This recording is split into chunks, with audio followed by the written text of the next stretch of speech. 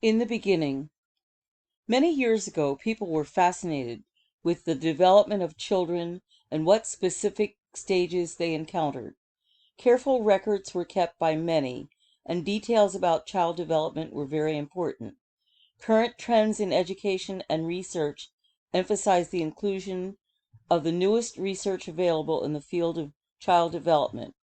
We will look at brain development, gender differences, and gender typing, aggression and bullying, and influences of everyday society on the development.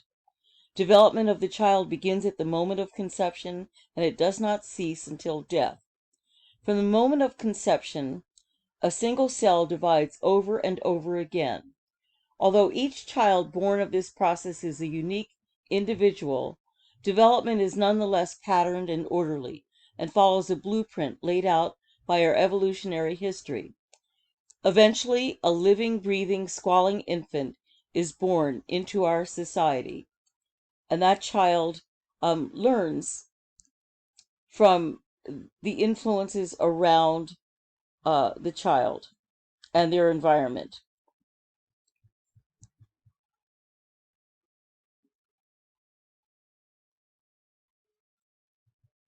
The field of early childhood development focuses on the scientific study of systematic processes of change and stability in human children.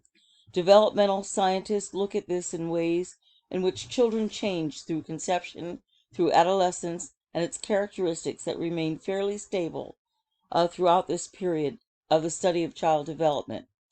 The broader picture of human development covers human lifespan from conception until death, and it's organized around periods and domains of development. The first formal study for child development involved a baby biography, such as Charles Darwin's study with his twin boys. He looked at his infant son's voluntary and reflective motor responses. Although he is best known for his revolutionary theory, Darwin kept careful records about his son's development, and he uses a copy of this format as a springboard for developing psychological theory. In the years that followed, such efforts were valuable and served a purpose that allowed scholars to develop ideas that introduced the scientific community to the concept of new ideas and beginnings about the concept of child development as the field of inquiry. It was difficult for them to remain objective. As the field of child development matured, more specific scientific rigor and approaches were used.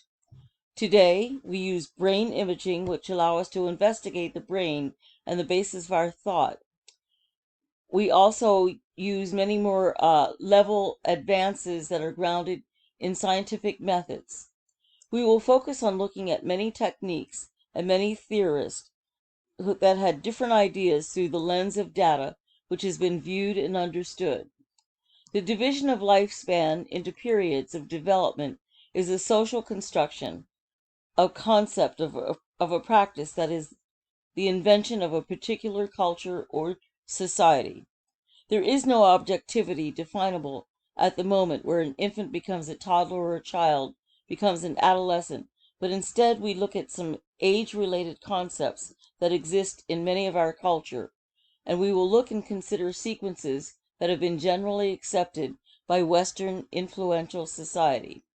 We'll look at domains of development, physical development, cognitive development, and psychosocial development.